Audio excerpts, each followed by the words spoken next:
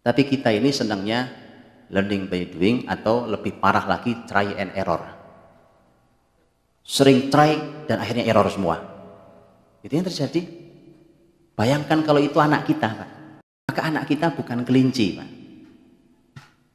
Kelinci percobaan maksud saya. Anak kita anggap kelinci percobaan. Menguji coba konsep baru yang diuji coba yang belum tentu berhasil. Saya sudah sangat sering diskusi dengan orang-orang pendidikan. Bertahun-tahun saya diskusi. Dan ternyata saya pernah membuat satu pertemuan seminar bersama salah seorang doktor sekolah pendidikannya sampai ke Australia. Ternyata beliau ini menyampaikan kurikulum pendidikan abad 19 beda dengan abad 20. Bukan cuma kurikulum, metode pendidikannya. Apa anak kita kelinci percobaan? Itu masalahnya. Sudah begitu dua-duanya teorinya dari orang kafir pula. Lebih serem lagi, Pak.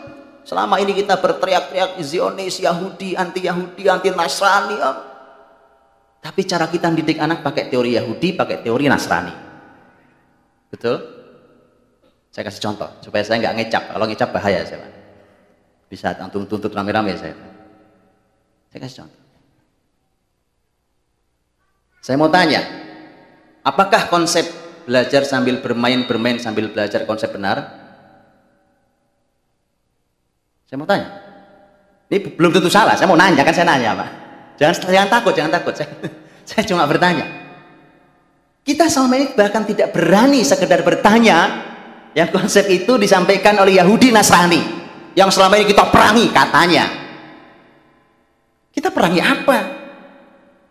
Memerangi ekonomi tidak seberapa dibandingkan memerangi konsep pendidikan, karena konsep pendidikan melahirkan generasi, melahirkan unsur terpenting di peradaban, yaitu manusia. Ekonomi menghasilkan uang, itu penting. Tapi mana yang lebih penting? Mana yang lebih penting? Uang atau orang? Sepakat. Kita sepakat. Kita perang terhadap ekonomi ribawi. Harus. Kita perang secara fisik bahkan. Kita berteriak-teriak takbir Allahu Akbar, anti Zionis. Anak kita dididik dengan cara Yahudi, dengan cara Nasrani. Kita sering baca ayat walan tarda ankal yahud walan nasara hatta tattabi'a millatahum. Rasul bersabda la tattabi'un sanana man kana qablakum. Banyak kita sudah baca itu. Konsep kita belajar tentang pendidikan, cara kita belajar, masih banyak yang ternyata kita nanya aja gak berani, Pak. Kembali, Pak. Belajar sambil bermain sambil belajar. Benarkah konsepnya menurut Islam?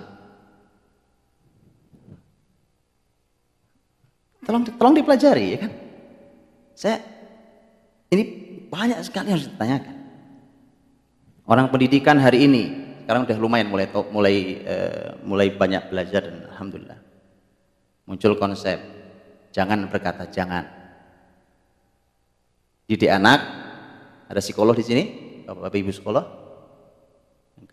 Psikologi atau pendidikan pasti akrab dengan istilah jangan berkata jangan. Betul? Benarkah konsep itu? Kita nggak tahu bahkan jawabannya. Bukan nggak tahu, kita nanya pun nggak berani. Kita pikir selalu kita benar, itu bagus, ini konsep sangat bijak, very wise. Wah, bahasanya. Nahi, kontrol dengan syariat. Apa kata syariat? Selama ini kita teriak-teriak tentang tegakkan syariat.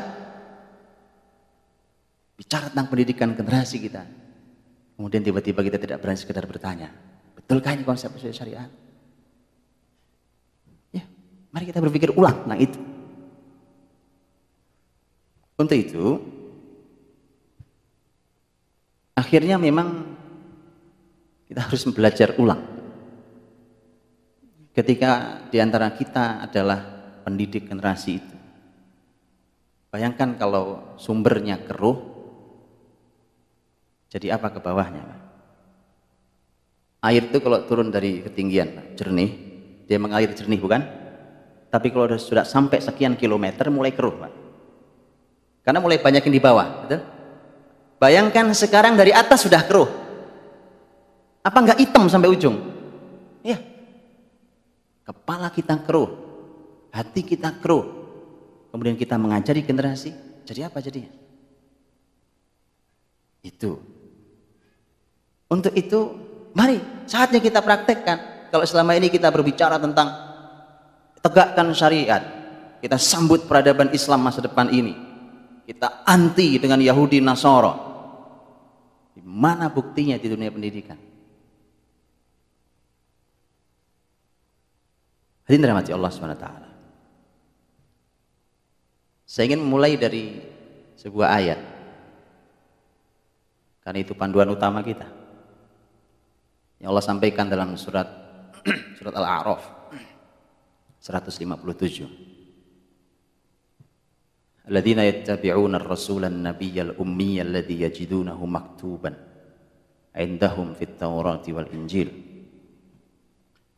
ya'muruhum bil ma'ruf wa yanhahum 'anil munkar wa yuhillu lahum at-tayyibat wa yuharrimu 'alaihim al-khaba'ith wa yadh'u 'anhum israhum wal aghlal allati kanat 'alaihim falladzina amanu bihi wa 'azzaruhu wa nasaruhu wattaba'u an-nura alladzi unzila ma'ahu ulaika humul muflihun.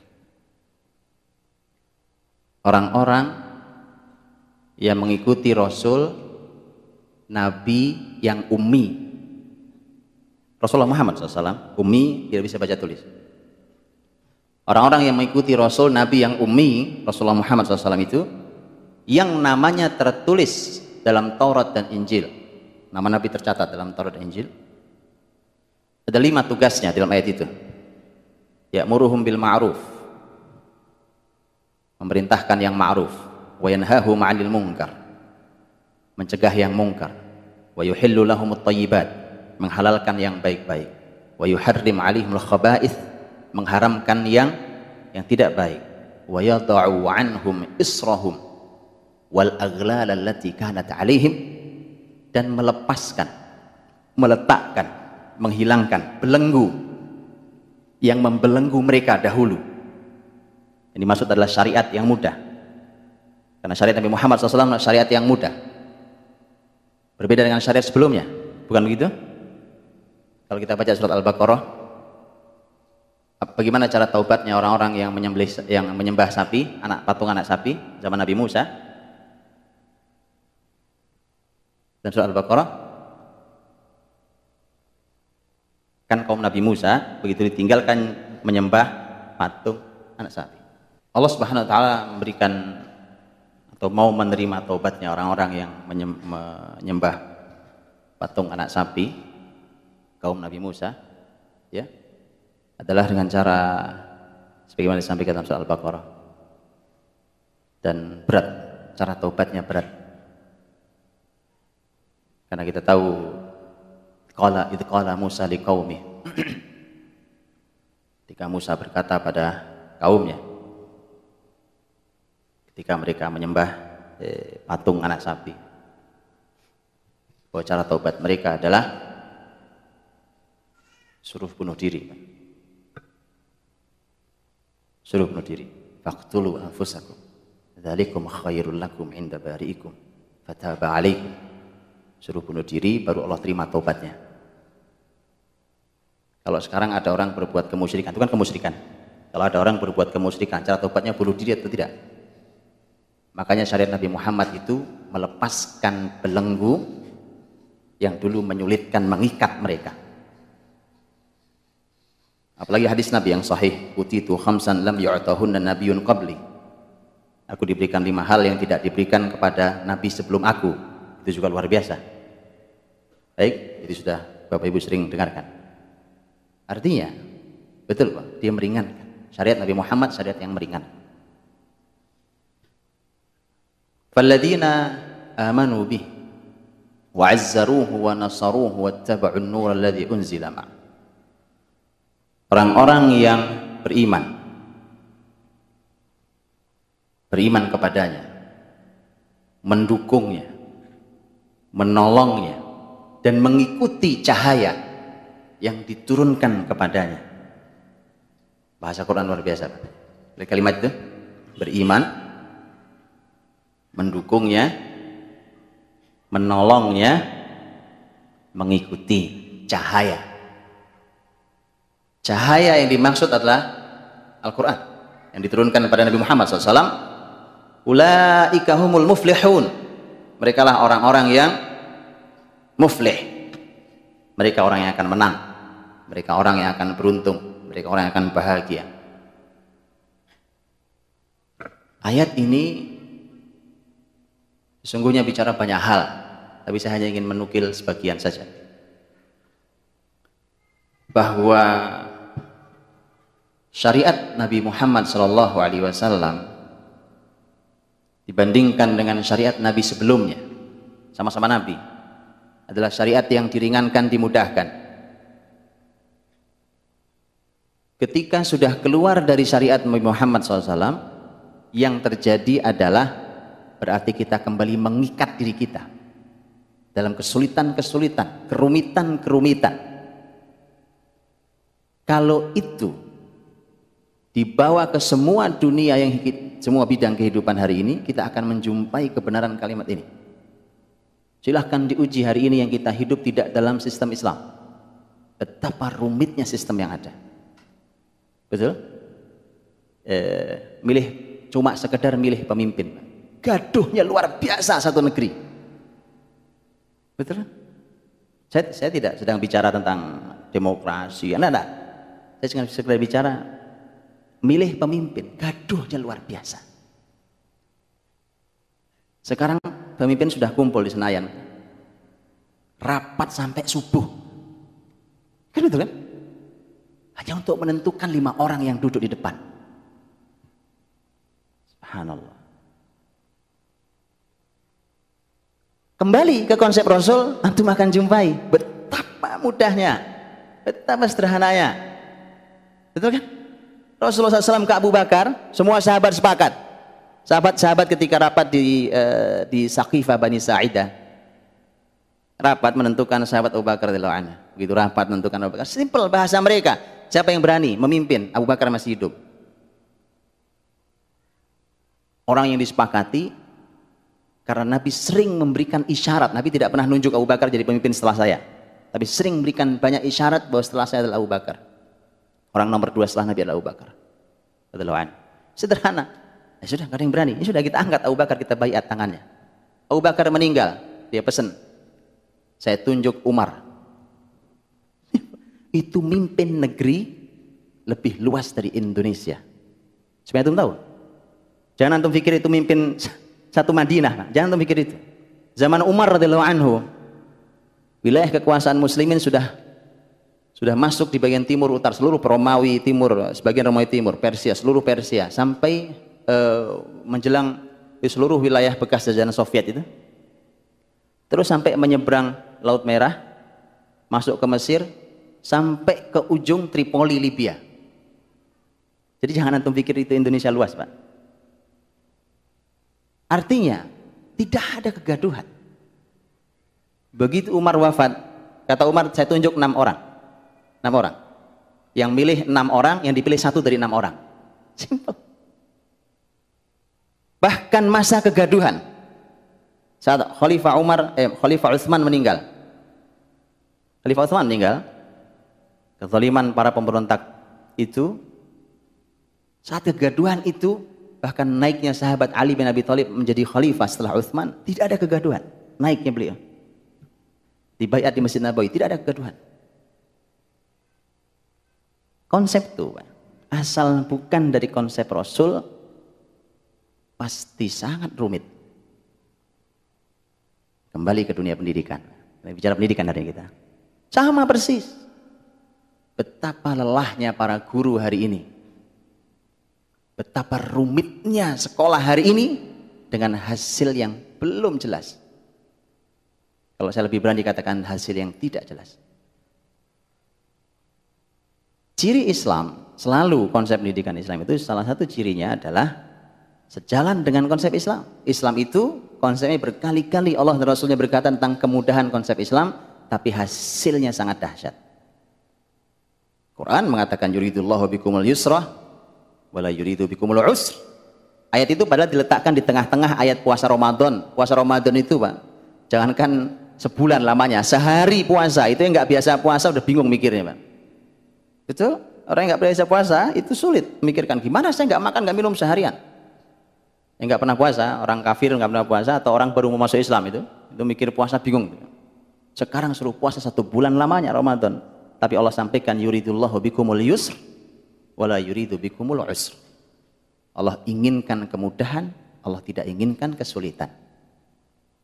Rasul bersabda, inna hadzal din yusr wa la yushaddad din ahadun illa ghalaba. Agama ini mudah. Asal kita tidak mengikuti konsep Nabi, rumit luar biasa, hasil tidak ada yang menjamin. Tapi kalau kita ikuti konsep Nabi pasti mudah, hasilnya dahsyat. Untuk itu, maka seharusnya orang-orang beriman sederhana menerima konsep Rasulullah di dunia pendidikan, dan sesederhana mereka membuang konsep yang tidak sejalan dengan imannya. Kenapa hari ini jadi terbalik? Kita kalau disodori ayat atau hadis, kita berkata ini mungkin ada tafsir lain, Pak, mungkin. Betul. Saya diskusi, ini Masya Allah, ini seorang, ini ceritanya ini beliau orang pendidikan, muslim taat, dia sedang mengkritisi dunia pendidikan hari ini, jadi saking, tapi begitu disodori ayat juga bingung juga. Bingung juga, Pak. Ayatnya disodorkan adalah idz qala Luqmanu libnihi wa huwa ya'idhuhu ya bunayya la tusyrik billah inna syirka la dzulmun adzim.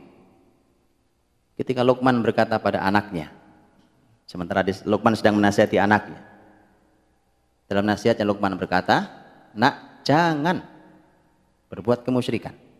Kemusyrikan dosa yang besar. Saking itu orang terbelenggu dengan jangan berkata jangan, akhirnya dia bilang, ini terjemahannya jangan pakai kata jangan.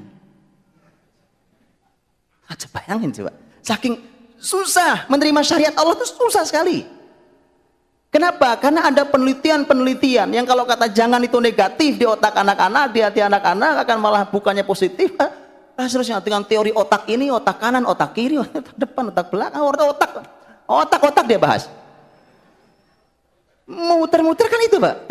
Teori paling hebat hari ini adalah teori otak. Cuma itu doang, paling hebat. Paling hebat itu teori, dianggap paling hebat. Teori otak dan teori usia perkembangan anak ini dianggap paling hebat. Ya.